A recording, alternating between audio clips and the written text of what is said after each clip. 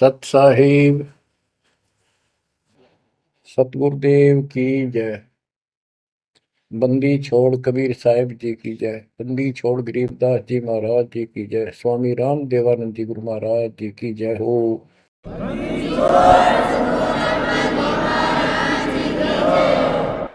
मुझ दास का जो इष्ट है, इष्ट देव है, वो परम अक्षर ब्रह्म है, जिसके पर्यायवाची शब्द परमेश्वर, सत्पुरुष, अकाल मूर्त, शब्द स्वरूपी राम आदि उसी परम अक्षर ब्रह्म के उपमात्मक नाम है। उनका वास्तविक नाम कबीर देव है, कबीर साहब है, अल्लाहु अकबर है। इसी परमेश्वर ने सर्व ब्रह्मांडों की उत्पत्ति की, सभी प्राणियों की। ये सर्व उत्पादक प्रभु है। सर्व उत्पादक का अर्थ होता है जिसने सभी आत्माओं का भी वो जनक है। सभी आत्माओं की उत्पत्ति उसी ने की, सभी ब्रह्मांडों की उत्पत्ति उसी ने की, और 5 तत्वों तथा 3 गुणों की उत्पत्ति भी उसी परमेश्वर परम अक्षर ब्रह्म ने की, कबीर देव ने की। और वही परमात्मा, वही परम अक्षर ब्रह्म, जिसे हम संत भाषा में सतपुरुष कहते हैं, वो भारतवर्ष की इस पावन धरती पर सन 1398 संवत 1455 ज्येष्ठ सुदी पूर्णमासी को सुबह ब्रह्म मुहूर्त में सतलोक से अपने निज स्थान से चलकर आकर एक शिशु रूप धारण करके कमल के फूल पर विराजमान हुई। वहां से उनको नीरू नीमा नाम के एक पति पत्नी थे। वो जुलाहा जाति से थे, जुलाहा कर्म करते थे। वो निसंतान थे, उनको उठाकर घर ले गए। परमात्मा जुलाहों की कॉलोनी में रहने से, जुलाहा समुदाय में रहने से और बड़े होकर जुलाहे का कार्य करने से वो जुलाहा कहलाए। ये मुझ दास के इष्ट देव हैं। महाराज जी, इष्ट देव और सतगुरुदेव एक ही हैं या इनका अस्तित्व भिन्न भिन्न है?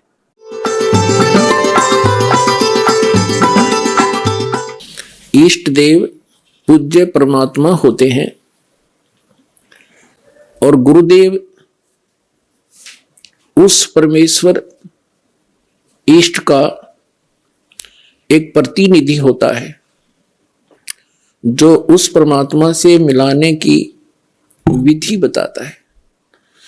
जो संत अपने सतगुरु गुरु को ही इष्ट देव कहते हैं, उनको आध्यात्मिक ज्ञान कुछ भी नहीं है। वो आध्यात्मिक गुरु नहीं हो सकते। पुण्यात्माओं, धन्य भाग हैं आपके। आपको इस समय में मानव शरीर प्राप्त है, नर या नारी का। धन्य है आपके माता पिता जिनसे जन्म हुआ, क्योंकि ये वो प्राइम टाइम है जो परमात्मा ने पूर्व निर्धारित किया था। आप जी जिस लोक में रह रहे हो, ये लोक रहने का नहीं है, लेकिन अभी तक इस काल भगवान ने अपने नकली संतों द्वारा, इन झूठे सतगुरुओं द्वारा आप जी को भ्रमित करवा रखा था।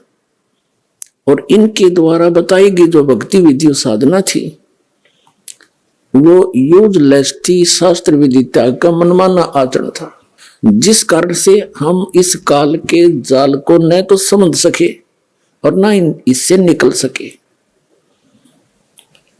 अब इस काल के इस जाल का नाश करने के लिए, अज्ञान का नाश करने के लिए स्वयं परमात्मा सतलोक से चलकर आते हैं, क्योंकि हम उसके बच्चे हैं। उन्होंने हमें अपने वचन से उत्पन्न कर रखा है, हम उनका अंश हैं। अपने का दुख अपनों को ही होता है। ये लोग है, यहां पर किसी का हाथ कट गया, किसी को कैंसर है, कोई किसी का बेटा मर गया, किसी की बेटी मर गई, हाहाकार मची, कोई सुख का सांस नहीं ले रहा, सभी पीड़ित है, रंग से लेकर राजा तक, या कोई सुखी नहीं।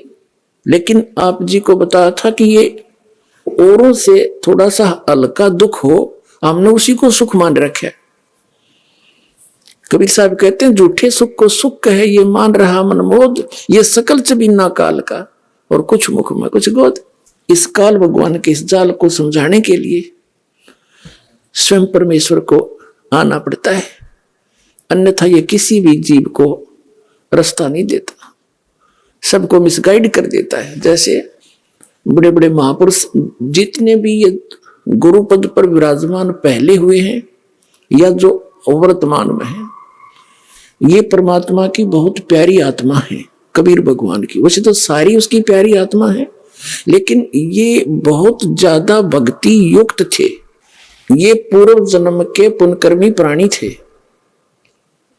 और काल उन्हीं को सिलेक्ट करता है जिनके पास अच्छी मोटी गठड़ी और धन की, उन्हीं को ठगता है, लूटता है, फिर इनको प्रभु बना देता है। ये फिर साहेब कहने से प्रसन्न होते हैं।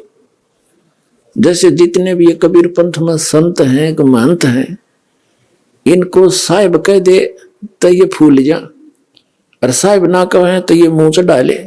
साहेब माने भगवान है, ये जीव भगवान बन बैठा, और एक मिनट में मृत्यु हो जाए फिर गदा बने अंडा, वो भगवान, वो साहब है। पीछा छुटवाना चाहिए था, वो बकवास घर कर गई अंदर। तो ये अच्छी आत्मा है, इनके पूर्व जन्म के संस्कार अच्छे हैं। ऐसी पुण्यात्माएं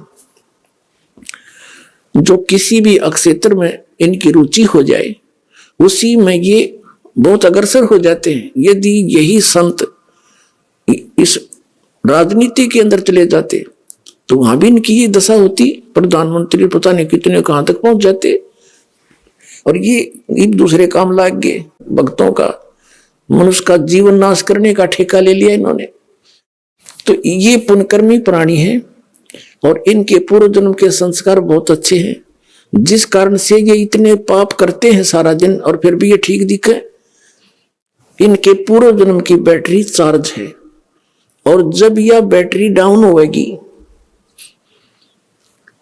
क्योंकि चार्जर आगे है नहीं, चार्जर का अर्थ है सत्य भक्ति शास्त्र अनुकूल साधना, वो कंप्लीट कोर्स पूरे संत से प्राप्त करके साधना भक्ति करे, तो उसका फिर से बैटरी चार्ज हो जाती है, अर्थात उसके वो पुण्य स्टार्ट हो जाते हैं संग्रह होने, वो इनके पास है नहीं, और जिसका दुष्परिणाम इनको फिर अंत में भोगना पड़ता है। और आप भी बाहर लाद ले जाते हैं जनता को मिसगाइड करने का, परमात्मा के बच्चों को दिशाहीन करके, उनके अनमोल मनुष्य जीवन को नाश करके, और फिर स्वयं ये प्रेत योनि में जाते हैं या कि तक गधे की योनि भोग रहे होते हैं। ये नकली साहब, ये महंत संत और ये जितने आचार्य और शंकराचार्य और मंडलेश्वर है। दास का कहने का तात्पर्य है कि इन संतों ने भी सोचना चाहिए, इन्होंने समझना चाहिए दास क्या कह रहा है। कोई आपका दुश्मन नहीं, आपके हित की बातें कह रहे हैं, प्रमाण दिखा रहा हूं। आप भी उस परमात्मा के बच्चे हो, और जिनको आप गुमराह किए बैठे वो भी परमात्मा के बच्चे हैं। आप दोनों दोषी हो रहे हो मिसगाइड करके उस भगवान के बच्चों को। अगर ये बीच में ये संत महंत ना होते तो पूरा विश्व आ जाता इस मार्ग को समझकर। जैसे जो ये राधा स्वामी धन धन सतगुरु सच्चा सौदाले, और ये जय गुरुदेव और निरंकारी, ये जितने भी, और ये अन्य जितने सतपाल जी महाराज और ये बाल योगेश्वर कहें जिसने प्रेम जी महाराज, ये संत तो है नहीं, क्योंकि संत वही जो आध्यात्मिक ज्ञान से परिचित हो, बाकी उस नाम संत रखे वो अलग बात है। अब इनका जो फंस गए वो क्या करते, जैसे मधुपर मंस और ये जितने भी कबीरपंथी संत महंत, अब जैसे दास इनकी जो अनुभूति है, इन्होंने जो सारे जीवन में जो कुछ भी जाना समझा अनुभव किया वो लिख रखा है। अब इस तरह ये खाक बोलेंगे, इन्होंने जो कुछ कहना सुनना था कह दिया, 10-10, 20-20, 100-100 वर्ष से लग रहे हैं। अब इनके इतिहास दिखा दिए। अब अपने गुरुजी के बारे में जो कुछ भी कोई उस पंथ से संबंधित इस दास के वचन सुनता है तो उनका समाधान वो किससे कराता है? अपने गुरु जी से। अब गुरु जी कैसे स्वीकार करे कि भाई मैंने यू सच्चा है, मैं झूठा हूं? क्यों? उसके आगे, उसके सामने अहम अट जाएगा, ईगो है उसके अंदर। और यह ईगो इस जीव की सबसे बड़ी दुश्मन है। कबीर साहब कहते हैं, राज तजना सहज है और सहज त्रिया का ने, मान बढ़ाई ईर्षा दुर्लभ तजना ये। अरे इनके तुझे बिना भगवान नहीं मिले। अब ये फिर अपने ही गुरुओं से पूछते हैं तो गुरु जी कह देते नहीं, उसको क्या पता।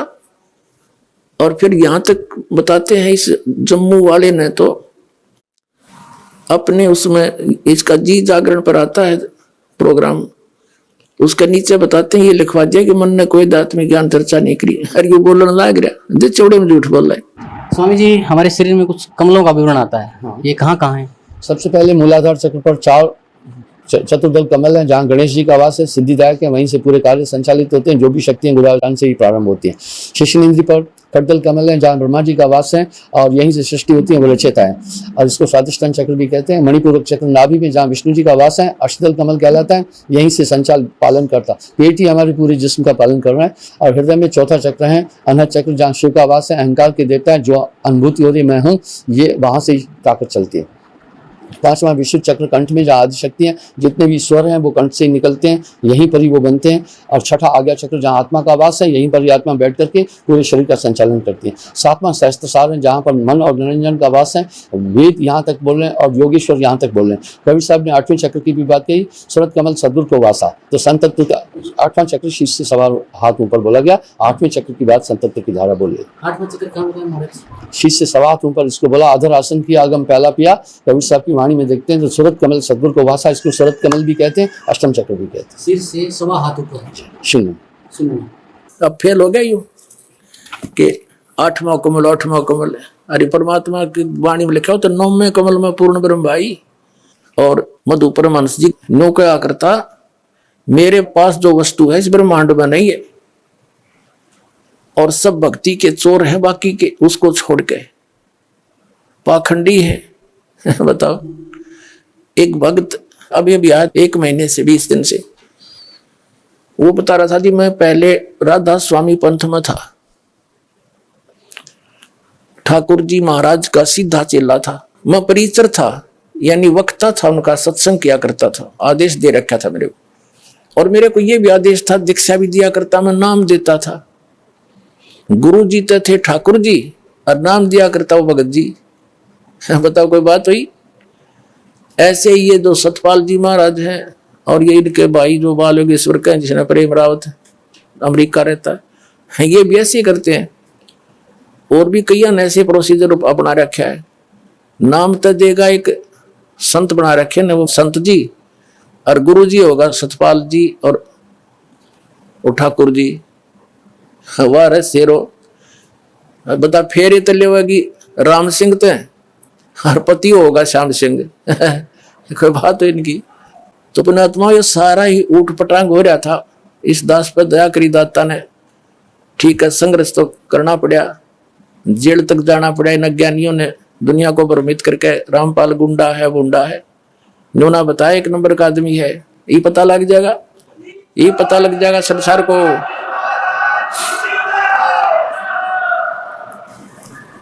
तो इनका वो बता रहा था कि जी मैं वहां से छक लिया, 30 वर्ष रहा मैं वहां पर, 50,000 व्यक्तियों को मैंने वहां दीक्षा दे दी और ठाकुर जी के जोड़ दिए राधा स्वामी वाली। फिर मेरा वहां से मन हट गया किसी बात पे। फिर टीवी देखा, इनका सत्संग सुना श्रीमद परमहंस जी का, अच्छा लगा। कुछ उनसे हटकर बात थी थोड़ी बहुत, नाम नोम दीक्षा दीक्षा वह हूं तो मैंने वहां दीक्षा ले ली। 2 वर्ष से वहां मैं जुड़ा हुआ था श्रीमद परमहंस से, जम्मू वाले से। फिर कुछ दिन के ही बाद आपका सत्संग भी आता था, वो भी सुनने लगा मैं। अब 2 वर्ष से मैं आपका भी सत्संग सुन रहा था और वो अपने सेकंड गुरु जी का भी सुन रहा था, श्रीमद परमहंस जी का। और हम ये सोचा करते थे, हमारा ग्रुप था सैकड़ों का, हम ये सोचा करते भी दोनों अपने आप को यूं कहें, जो वस्तु मेरे पास है किसी के पास नहीं। अब हम निर्णय कैसे करें? या तो जब बात पड़े ये दोनों आमने सामने हो किसी दिन, हम नो सोचा करते। 10 एक दिन के बाद वह दया भी होगी, साधना टीवी पर दोनों आमने सामने।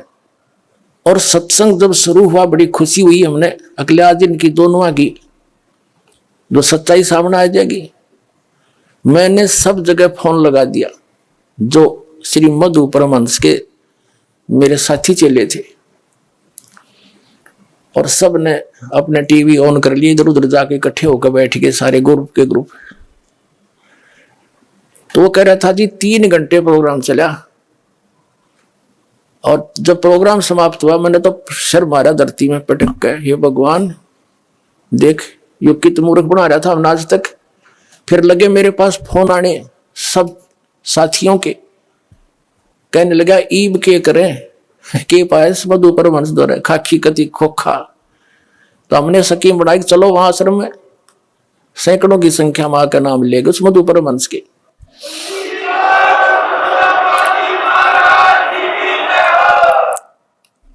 अब वो क्या कहता है कि मैंने आध्यात्मिक ज्ञान चर्चा करी है को नहीं, टीवी पे अब सत्संग आता है इसका जी जागरण पे, उस पे एक नीचे हेडिंग लिखने लग रहा है,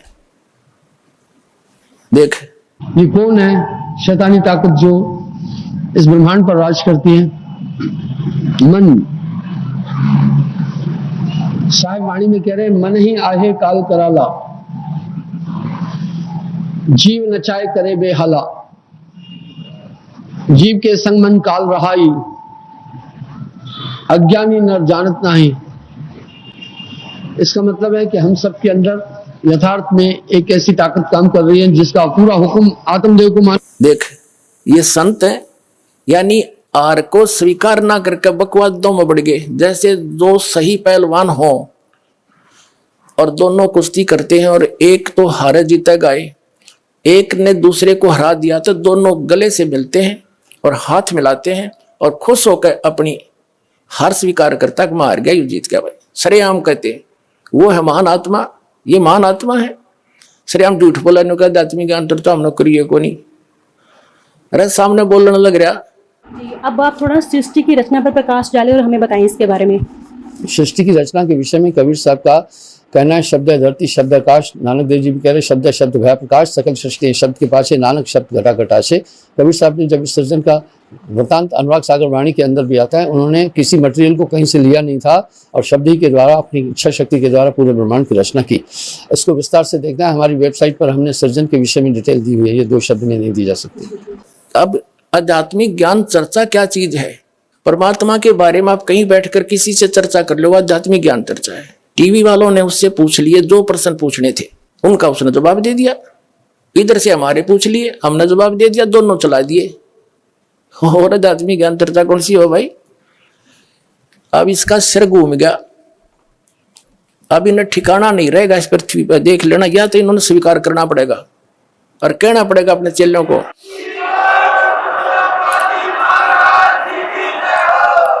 अब आपके रूबरू किया जाएगा जो भक्तजन उपस्थित हुए हैं यहाँ पर, वो अपना कुछ आत्म कथा बताना चाहते हैं। परमेश्वर कबीर जी की शरण में आकर इस दास से ये सत साधना प्राप्त करके परमेश्वर कबीर जी से इनको क्या क्या उपलब्धियां हुई जो एक भगवान किया करता है।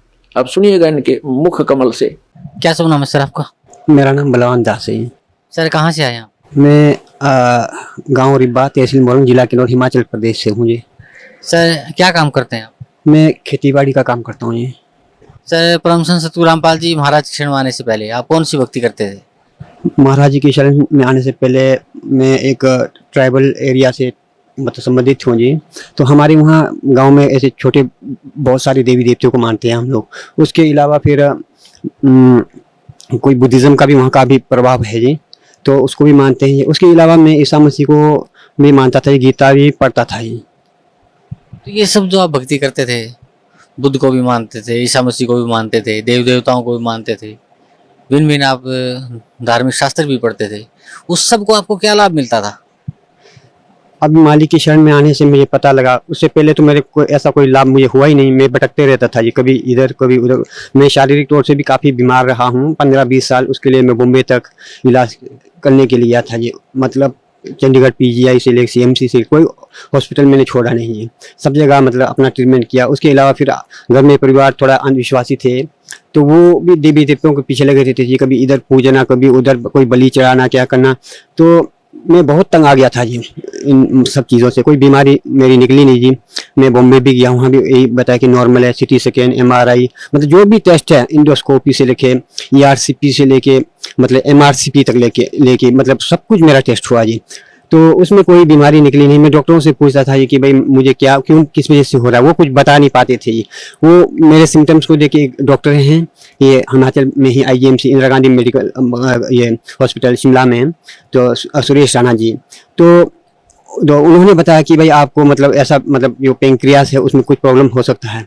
तो एक मेरे दोस्त हैं, वो MBBS मतलब डॉक्टरी कर रहे थे, मेरे क्लास फेलो थे।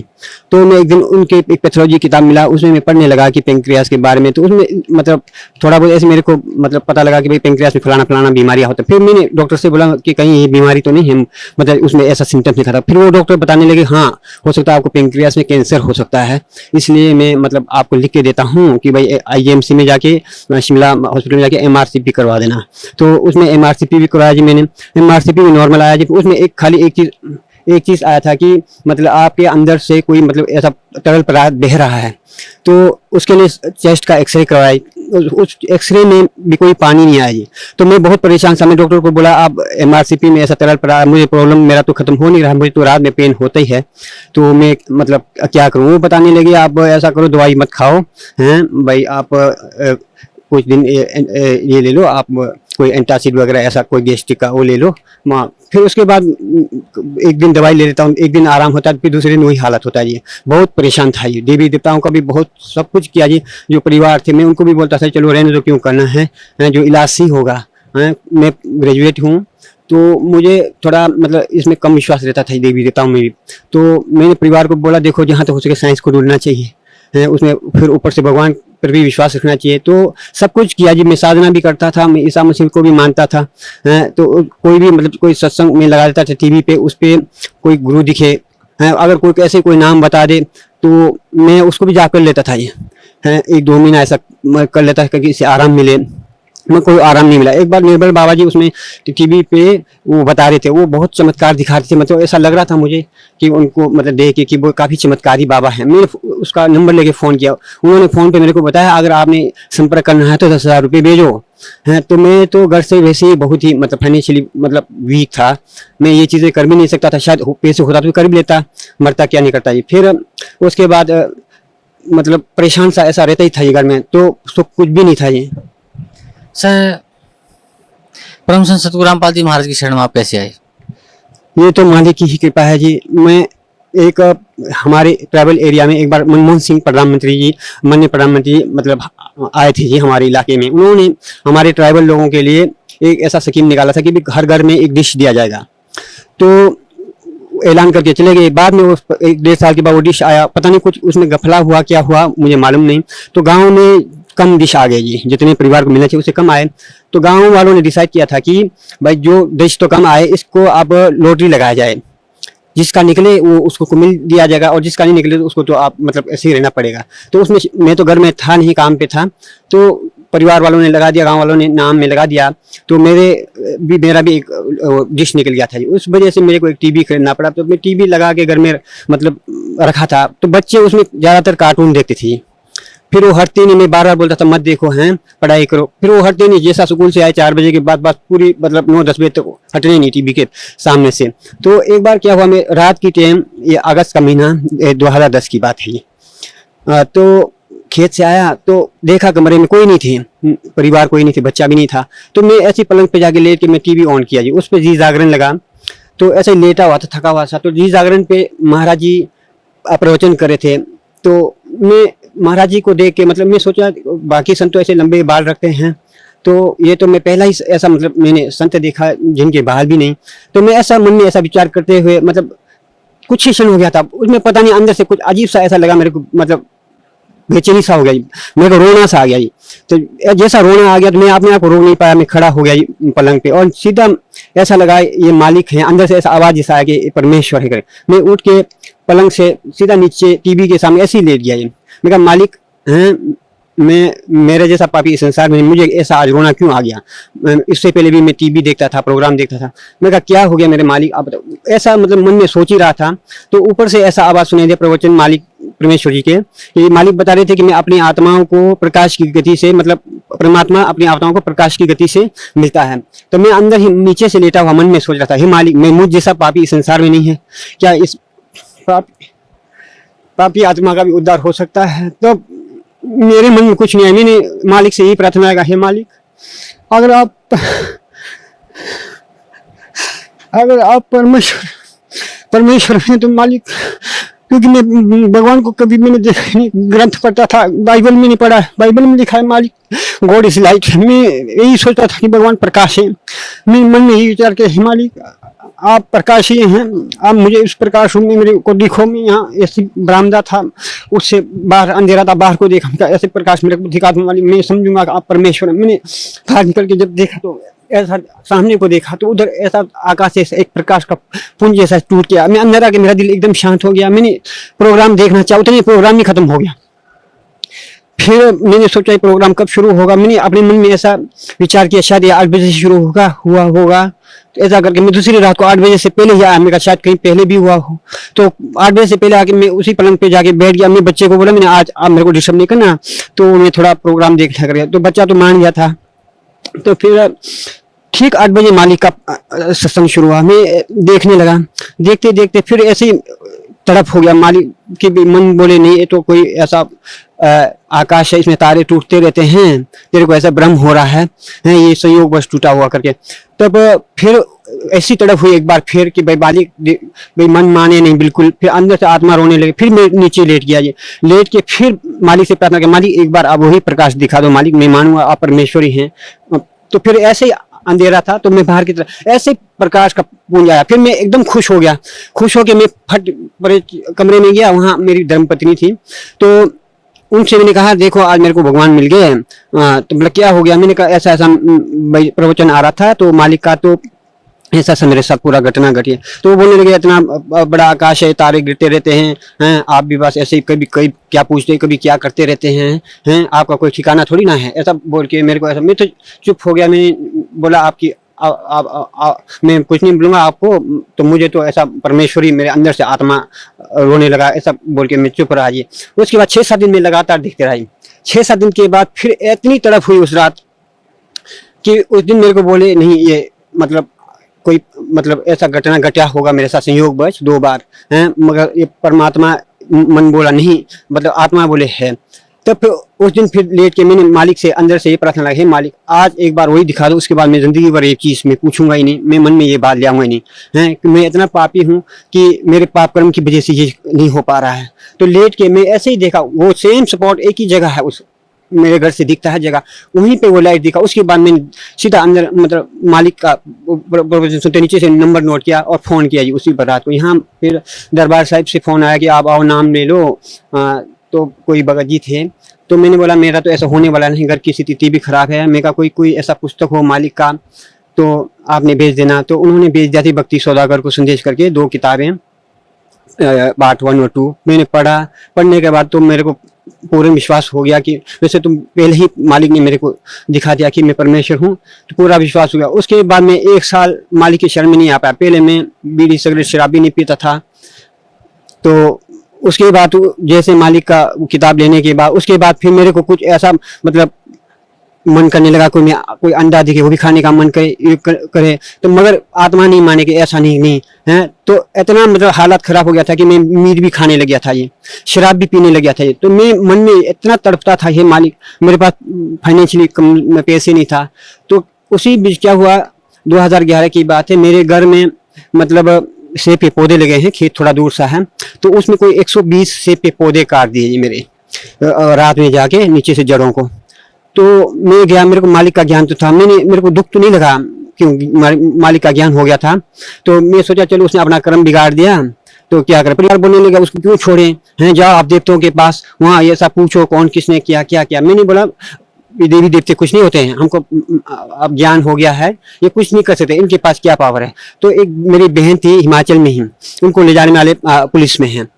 तो उस बहन ने मेरे को फोन किया कि आओ यहाँ कोई एक देवी का मतलब कोई भगत है, वो नाम बता देता है, ऐसा मतलब जो मतलब गलत किया उसका नाम बताता है। मैं बोला कुछ नहीं होता है, कुछ नहीं होगा, ऐसा कुछ नहीं, आप आओ मेरी बात मानो। परिवार बोले जाओ आप हैं, तो पैसे पुसे बना के बोला चल आप जाओ पता करो, अगर वो उसको छोड़ दिया तो अब फिर वो दोबारा भी करेगा करके।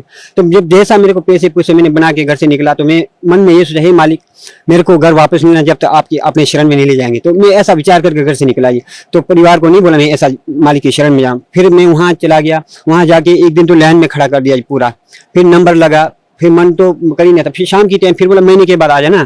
फिर मैं क्वार्टर में आके मैंने बोला महीने के बाद मैं तो आऊंगा नहीं, मैं तो कल सवेरे जा रहा हूँ। बहन बोलने कहाँ जा रहे हो हैं, जीजाजी भी बोले कहाँ जा, मैं कहा अब मैं तो गुरु धारण करना है मैंने। हाँ बोले बच्चे छोटे आप ऐसा करेंगे क्या, क्यों करेंगे ऐसा। मैंने कहा नहीं अब मेरे को ज्ञान हो गया है, चलो अब मैं घर से बाहर भी आया हूँ, मैं गुरु की शरण में जाऊंगा ऐसा बोल के। तो वो मेरे जीजाजी बोले उनके मकान मालिक भी थे, तो वो बैठ के शराब पी रहे, वो बातें आपस में कर रहे हैं। बोला आप ऐसा मत करो, बहुत तरुण सागर जी बहुत बड़े इस संसार के संत हैं, उनसे बड़ा कोई संत नहीं है, हैं।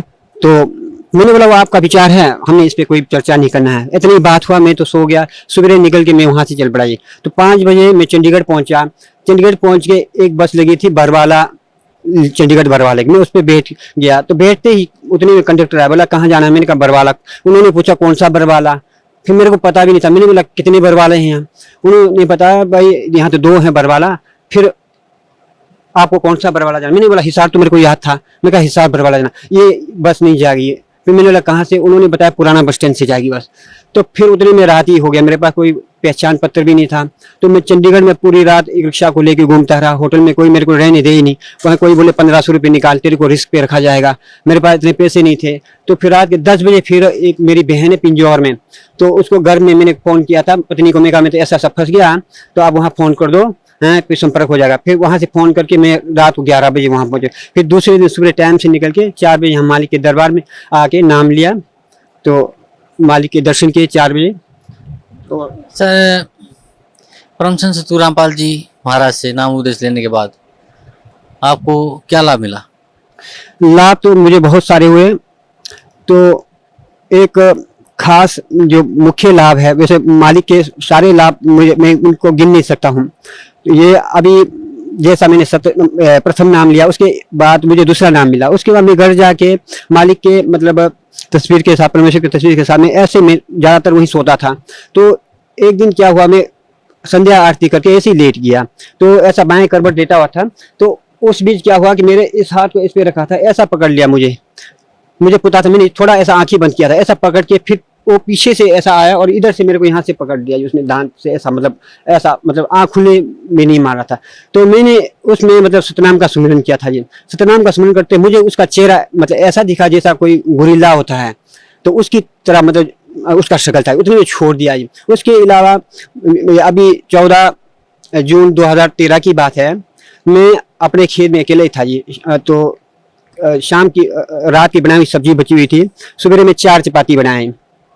4 चपाती बनाने के बाद मैं खाने लग गया था, सुबह के कोई 9-10 बज रहे थे। तो जैसा मैंने डेढ़ चपाती, एक चपाती खत्म कर दूसरी चपाती जब आधा खाना शुरू किया, तो खाते खाते चपाती आधा तो लगा दी, आधा चपाती हाथ में थी, तो वो नीचे जाते ही गला बंद हो गया। मेरा गला बंद होते ही मतलब थूक भी निकल नहीं पा रहा था। मैं सोचा मेरा अंत आ गया है। तो मैं उस रोटी को नीचे रखने के लिए, जैसा नीचे थाली रखा था उसमें रखने के लिए जैसा नीचे रखने की कोशिश की, तो उसमें मैंने परमेश्वर के नाम पे पूजा रखा था। मैं मन में ये सोचा मालिक हे मालिक, आज मेरा प्राण निकल जाएंगे, मगर आप इस जीव को अपना प्रसाद से अलग नहीं करना। मैं उस प्रसाद को उठा के ऐसा रखे, सामने ऐसा रखे, सिर्फ सुमरन में मेरे को इतना मतलब ध्यान में नहीं आ रहा था। सिर्फ बस ये सोचा मालिक अंत मेरा होना ही है, मैं थूक भी निकल नहीं पा रहा, कुछ नहीं कर पा रहा। मैं कहा मालिक ये प्रसाद सिर्फ खाली अंदर जाए, बस प्राण जाए, तो बस ऐसा सोच के ऐसा रहा। ऐसा मुंह में पूरा थूक भर गया था, ऐसा मतलब आंसू निकल रहे थे। उतने में वो थूक अंदर चला गया और फटाफट मैंने उस जो प्रसाद था मालिक का, उसको मैंने एकदम से लगा के, ज्यादा चबाया नहीं। मैंने कहा चलो कहीं फंस जाए, ऐसा लगाया तो वो एकदम से चला गया नीचे गया। तो मेरे को लगा कुछ क्या हो गया, कोई दर्द नहीं, कुछ नहीं। उसके बाद जो आधी रोटी और मतलब 1.5 रोटी जो बची थी, उसको भी खाया मैंने, कोई दर्द नहीं हुआ जी। तो ये मालिक का ही मतलब चमत्कार है, नहीं तो मैं अंत हो गया था। आज मालिक की कृपा से ही मैं उनके सामने ये अपना इंटरव्यू दे पा रहा हूँ। जो बीमारी है, बीमारी में मेरे को बहुत आराम है जी। उसमें मतलब अब मैं पूरा मतलब जैसा आम आदमी है उसकी तरह ही मैं घर में भी काम कर पाता हूँ, हैं। पहले तो कुछ भी नहीं कर पाता था जी मैं, अब मुझे मालिक की कृपा से सब आराम है जी। सर, भक्त समाज को क्या संदेश देना चाहते हैं आप? मेरी भक्त समाज से प्रार्थना है, आज सभी लोग पढ़े लिखे हैं। पढ़ा लिखा होने का तभी फायदा है जब आप को ये पता लगे कि आप क्या चीज़ ले रहे हैं। मैं सच बताता हूँ, हम जब तक मालिक के शरण में नहीं आते हैं बिल्कुल अंधे के समान हैं। हमारा ना कोई बुद्धि है, कुछ भी नहीं है। हम एक साधारण जीव से बिल्कुल नादान जीव की तरह हैं। चाहे आप कितने पढ़े लिखे हो, PhD हो, MPhil हो, कुछ भी हो, आपको ये मालूम नहीं कि आप क्या खा रहे हैं। आप मालिक की शरण में आने से पता लगता है कि हम क्या खा रहे थे। आज इस दास को, इस कुत्ते को मालिक ने वो आंखें दी। आज इस आंखों से मैं देखता हूँ कि संसार क्या चीज़ ले रहा है और मालिक ने हमको क्या चीज़ दिया है। मैं भक्त समाज से प्रार्थना करता हूँ कि वो अपने मान बड़े अपने शिक्षा को छोड़ दे। शिक्षा का कोई औचित्य नहीं है जब तक आप उसका मालिक के शरण में आके मालिक से आंख लेके उसको नहीं देख पाएंगे, तब तक आप विष खा रहे हैं। आप उस शिक्षा का पूर्ण फायदा नहीं ले सकते हैं। फायदा तभी होगा आप सतलोक आश्रम बरवाला में आके, जो पूर्ण अवतार परमेश्वर पूर्ण ब्रह्म के रूप में सतगुरु रामपाल जी महाराज जी आए हैं, उनसे अपना नाम लेके उनका ज्ञान सुन के अपने उस शिक्षा को सफल करें और देखें कि तभी पता चलेगा कि आप क्या ले रहे थे, हैं। तब तक जीव को कोई पता नहीं चलता है। मैं कुत्ता हूँ, इस कुत्ते को आप ऐसा सोचना कि ये क्यों भौंक रहा है। एक कुत्ता जानकर मेरी बात को आपने ध्यान में रखना कि भाई आप यहाँ आके नाम लें, आपको अपने आप पता चलेगा कि आप क्या ले रहे थे। जी धन्यवाद आपका, बहुत बहुत धन्यवाद। अभी आपने उन पुण्यात्माओं की आत्म कथा सुनी जिनको परमात्मा ने ढेर सारे सुख दिए और उनको अब पूर्ण विश्वास हुआ कि सचमुच कबीर इज गॉड। और विश्व में यदि कोई सच साधना है तो सतलोक आश्रम बरवाला के अंदर, हिसार के अंदर ही है। ये आपके समक्ष हुआ। और अब आपको शेष सत्संग सुनाते हैं जो पहले टेलीकास्ट हो चुका है। एक व्यक्ति कह रहा था, नाम ले लिया उसने यहाँ करके, श्रीमद परमहंस जी का चेला था। वो बोला जी मैंने उनसे फोन पर बात करी उसी दौरान कि महाराज जी से बात कराओ। पहले बात करते थे, फिर बात करनी बंद कर दी। चेला ने उठाया फोन तो वो कहने लगे कि अभी यू के पाया 4-5 साल मेरे खो दिए तुमने। अरे मधु परमहंस झूठ बोला इंद्री, कोई तो प्रमाण दिखा दो ताकि हमारा दिल डट रहे, हमें कोई शांति दो। ये श्रीमद परमहंस जी 8 कमल बतावे और संत रामपाल ने ये 9वां कमल कबीर सागर में दिखाई दिया। स्वामी जी 8वां कमल कहाँ है? शिष्य सवा हाथ ऊपर इसको बोला, अधर आसन किया, आगम प्याला पिया। कबीर साहब की वाणी में देखते हैं तो सूरत कमल सदगुरु को वासा, इसको सूरत कमल भी कहते हैं, अष्टम चक्र भी कहते सिर से सवात ऊपर। हैं। शून्य अरे यो 8वां कमल बताओ, शर्त ऊपर सवा हाथ है किसी के, हाथ मार के देख लो है कि छोटे में झूठ बोलने लग रहा। वो कहाँ 8वां कमल, इसने सपने में भी ना बता है। तेरा गजब फेल हो का प्रमाण है इनका कि फेल हो गए। जब नो नाटकी हमने कोई बात तय नहीं करी, अरे ये वीडियो बोलना ना करी। और उधर से ये कहते हैं हमारा पहला नियम है सच बोलो, सच आप पे ना बोलता है। अब जैसे राधा स्वामी वालों की दास नवा सारी इतिहास दिखाई दी और परमात्मा जिन महापुरुषों ने भगवान पाया उससे मेल करा दिया, वो फेल कर दिए। ये कबीरपंथी सारे फेल कर दिए। और जितने भी आचार्य शंकराचार्य थे इनके पास कख ज्ञान नहीं था, इनका इतिहास दिखा दिया जनता को, ये सारे फेल हो लिए। इनके पास जवाब नहीं है तो जनता आज कोई पागल नहीं है। और ये जो नकली संत महंत कबीरपंथी या दूसरे हैं ये ना होते, जैसे जो श्रद्धालु इन संता के नहीं फंसे हैं और एक कॉमनली जैसे कोई मंदिर मस्जिद में जा रहे हैं, मंदिर में जाते हैं, आप पे पूजा करते हैं, व्रत करते हैं या सालासर वैष्णो देवी जाते हैं, उन्होंने जब ये ज्ञान देखा सुना और प्रमाण देखे पुराणों में तो तुरंत आगे वो फटाफट आने लगी। ये तो बात सच्ची है। जिन पुराणों को हम रोज पढ़ते थे और जिनको सत्य मानते हैं उनमें क्या लिखा है, धर्मगुरु क्या बकवाद कर रहे हैं, इन्हें बैठा दिया हमारा। तो वो सीधे आगे और दूसरे अभी अटके बैठे हैं क्योंकि वो किससे पूछे? अपने गुरु जी थे। गुरु जी तक जिसकी नहीं पहुंचे तो अपने उस आसपास के भगत भाइयों से। वो भगत भाई वो बांग पी रहे हैं जो उनके गुरु जी ने प्यार रखी है, तो वो इसलिए अभी वो ज्यादा बाधा बन रही है। कुछ दिन और लगेगा, इनकी जड़ निश्चित कति करें की तरह काट के दर दूंगा और फिर आप आ जाएंगे बाज गए। अब जैसे कोई बड़ा पेड़ होना है और वो टूट के भी गिर जा जड़ समेत, तो महीना 20 दिन तो उसमें फिर भी हरे पत्ते रह जाया करें, पर वो दिया कंडे मो तो ये सारे से कर दिया, थोड़े दिन में सारे सूख जाएंगे और भगतात्मा जान जाएंगे। खकता इनके पास इतना अनमोल जीवन नाश कर दिया, 3-3 4-4 पीढ़ी डबो इन राधा स्वामी वालों ने, इन कबीर पंथियों ने। तो पुण्यात्माओं, सत्संग किसे कहते हैं? सत्संग वो है जिसमें केवल सत्य बताई जा, झूठ का समावेश ना हो। और इनके पास सारी झूठ सतनाम की चीज नहीं, इनके पास कोई भी, तो वो सत्संग नहीं है। अब सत्संग का अर्थ है परमात्मा की महिमा, परमात्मा की गुण बताई जा कि परमात्मा कैसा है, कौन है, कहां रहता है और परमात्मा की हम खोज कर क्यों रहे हैं, उससे हमें लाभ क्या होगा, ये सारा ज्ञान। और फिर वो भगवान प्राप्ति कैसे होगी, तो ये सब मिलाकर सत्संग कहलाता है। अब जैसे अब दास जो सत्संग जिस उद्देश्य से कर रहा है, इस दास का उद्देश्य है कि आप जी को जहां जहां आप लगे हुए हो और उस संत या महंत या पंथ को और उस ज्ञान को सत्य मानकर पहले उन्हीं से परिचित कराऊं कि कौड़ी को आप लाल लिए फिर रहे हो, और ये सब प्रमाण रह रह कर देने का दास का उद्देश्य है कि आपको इतना ट्रेंड कर दूं कि आप स्वयं परख लो और नकलियों ने छोड़ दो। तो पुणात्माओं, दास आपको वो पारखी बनाना चाहता है। इन नकलियों ने सब न छोड़ के और लाल ग्रहण कर ले, आके अपना कल्याण कराओ, धनी हो भक्ति का, आपका मोक्ष आपके परिवार का मोक्ष होगा। और एक बार ये सभी ये जितने भी नकली पंथ है खत्म तो होंगे, क्योंकि परमात्मा का वचन है कबीर साहब का। अभी घना टाइम ना लग गया इसमें, आते इतना इंटेलिजेंट मानव है, इंटरनेट तक बना लिए, सैटेलाइट ला बैठे, जो बिना करण का काम था उसमें लाग गए, परमाणु बना लिए और ऊपर अंडे गिरा धक्के खाते।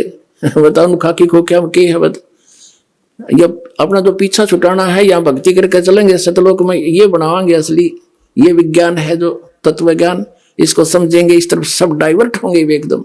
आत्मा भटक रही है उसके लिए और वो भटक रहा हमारे लिए। कबीर साहब कहते हैं मैं रोवा तू सृष्टि को और सृष्टि रोवे मोहे, कह कबीर इस वियोग को समझ नहीं सकता कोई। हम तो उस भगवान को ढूंढ रहे हैं, हमें सुख हो, हमारे घर में बचाव हो, बाल बच्चों का बचाव हो और हमें आवश्यक वस्तुएं उपलब्ध हो जिनकी हमें रिक्वायरमेंट है और मोक्ष हो। फिर हम जाते हैं इधर उधर भटक रहे हैं, तो जिनके पास कख नहीं वहां हम सेट होकर बैठ गए। और दास इतने दिन तक शोर मचा रहा है, तुम गलत जा रहे हो, तुम्हारा जीवन नाश हो रहा है, मुझे नो कहो तो निंदा करता है, तुमने निंदा की परिभाषा का ना पता। फिर जब यह निंदा है साची कहने की, तो यह निंदा तो दास पर छूट रहा कोई नहीं, पर यह निंदा नहीं है, एक महापरोपकार है। अब मैं कैसे चुप रह सकता हूं, मुझे पता लग गया तुम्हारा जीवन नाश हो रहा है, मनुष्य जीवन को बालकों का खेल है मिलना। अब क्या बताते हैं परमात्मा कि काल ने कहा था कि चौथे युग में जीव आप कितने ले जाना, कल युग में 3 युगों में जीव थोड़े ले जाना। तब धर्मदास जी से बात हुई थी, धर्मदास जी ने कहा था भगवान मेरे तो काल का दूत पैदा हो गया, नारायण दास ये आपने क्लियर कर दिया, तो मेरा तो काल का वंश चल पड़ा। हे परमात्मा अब मैं तो मर गया, कति कलेजा पकड़ के बैठ जाता, क्यों वैश था, नरमात्मा का था, अब क्या होगा मेरा। तो भगवान ने कहा था कबीर जी ने, चिड़ा ना करे, तेरा 42 पीढ़ी तक वंश चलेगा। ने बोला जी इस काल का वंश चलेगा, ये तो ना चल रहा था अच्छा, भगवान ने इस नारायण दास का तो ना चला तो अच्छा, बताइए तो काल का दूत है ये। तो परमात्मा ने कहा ये नहीं, तेरे को एक और अच्छी आत्मा मैं अपने कोटे तक दूंगा। अब 86 साल की उम्र लिख रखी है उनके इतिहास में। चूड़ामणि जी का जन्म हुआ, धर्मदास जी की 86 वर्ष की उम्र हो रही थी। ये देखिएगा एक पुस्तक है आशीर्वाद शताब्दी ग्रंथ, ये देखो सतनाम कितना बुढ़ा लिख रखा है, कितने अच्छे ढंग से, कख नहीं पता है सतनाम का। ये दामा खेड़ा वालों का है। ये देखिए,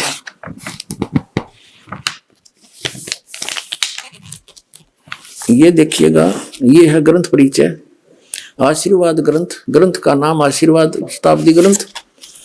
संरक्षक है पंत श्री हजूर प्रकाश मुनि नाम साहिब, जो वर्तमान आचार्य कबीर पंथ दामा खेड़ा, जिला रायपुर, छत्तीसगढ़। प्रकाशक हैं श्री सतगुरु कबीर धर्मदास साहिब वंशावली, प्रतिनिधि सभा कबीर धर्मनगर, दामा खेड़ा, रायपुर, छत्तीसगढ़। सौजन्य से अपने गुरुदेव पूजनीय महंत श्री पुरुषोत्तम दास जी साहिब, दादा श्री किशन लाल जी, दादी श्रीमती रूपा देवी आदि आदि। अच्छा, फिर है लेखक, लेख किसका है? पंत श्री गिरद मुनि नाम साहिब, डॉक्टर पार्शनाथ श्री महेंद्र सिंह वर्मा। प्रवचन है पंत श्री प्रकाश मुनि साहिब।